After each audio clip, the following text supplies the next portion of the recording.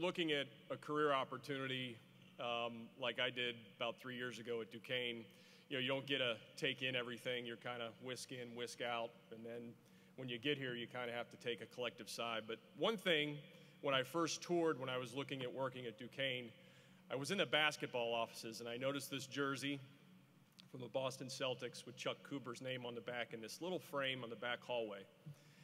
And I said to myself, we got to do something about that. We have to do something about that. And then I had the pleasure of meeting Chuck Cooper III and learning more and more about the story, the family, and I'm glad we did something about that in the right way and in the right fashion. It's my pleasure to introduce you to Chuck Cooper III.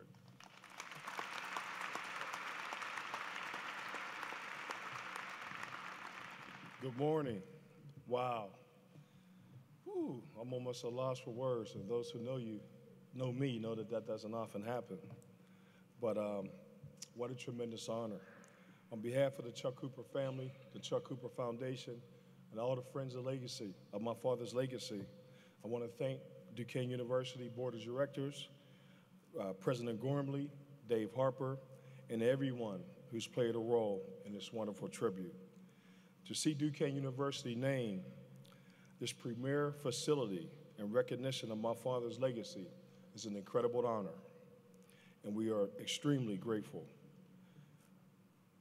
My father loved and cherished this university, and I think the bond with Duquesne University was really forged back in my dad's freshman season, back in 1946-47. University of Tennessee came to Duquesne to play a game, and they didn't want to play if Chuck Cooper was allowed to participate. So they took a team vote, and my father said, hey, whatever you guys want to do is okay, I understand. And they took a team vote, and they sent University of Tennessee home without a game. And he never forgot that. Never forgot that.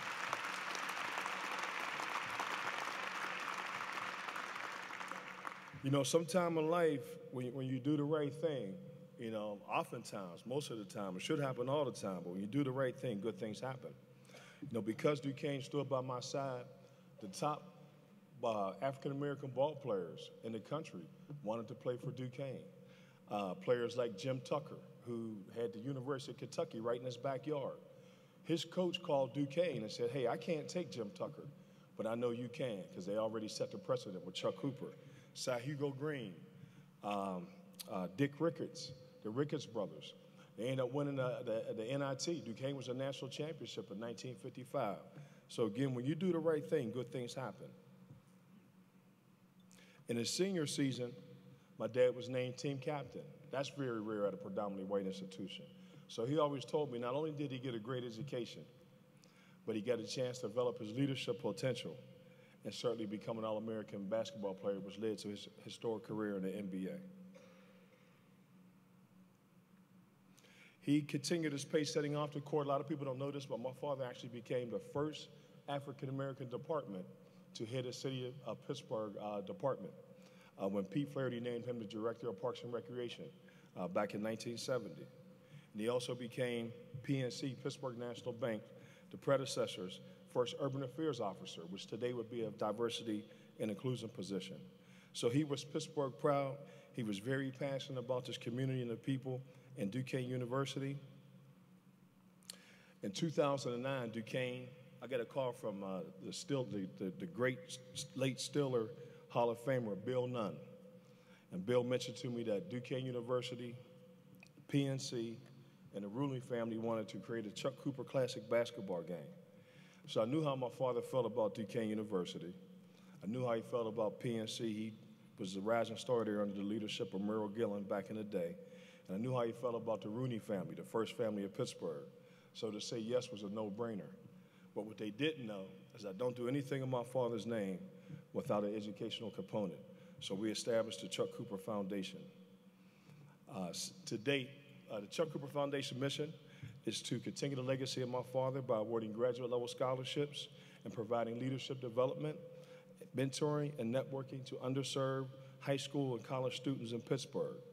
To date, we've awarded, since 2013, when we started awarding scholarships, we've awarded $200,000 in scholarships. $90,000 of that have come right back to students here at Duquesne University. So I continue to look to work with Dave Harper and President Gormley, how we continue to have impact in the community, lifting my father's name.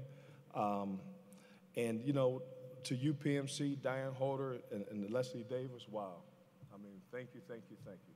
That's all I can say. And I was mentioning to Leslie and Diane earlier, to see UPMC Cooper Fieldhouse with the foundation. UPMC has been the #1 contributor to the Chuck Cooper Foundation, so it would not have been possible for us to have that impact and not make that scholarship award without the great support of UPMC. So when I see that name, it really has a much deeper meaning to me, my family, and certainly the students that we serve.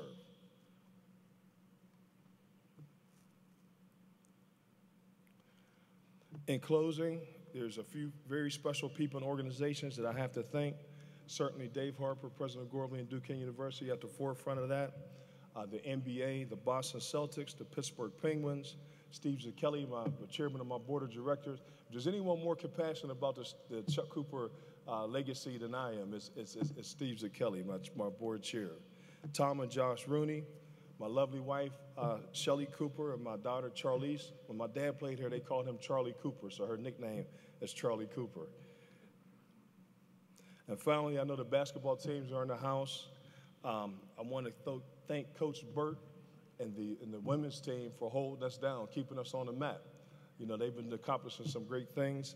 And Coach Dambrot has been a tremendous supporter of the Chuck Cooper legacy from day one. And I tell you, there hasn't been a buzz in Pittsburgh about Duquesne basketball, probably since BB played. I know BB's here somewhere. So we're looking forward to all the great things that the men's program is going to accomplish. So I'm going to leave you with this.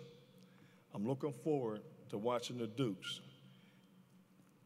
take people to the hoop at the Coop. How's that? Thank you, guys.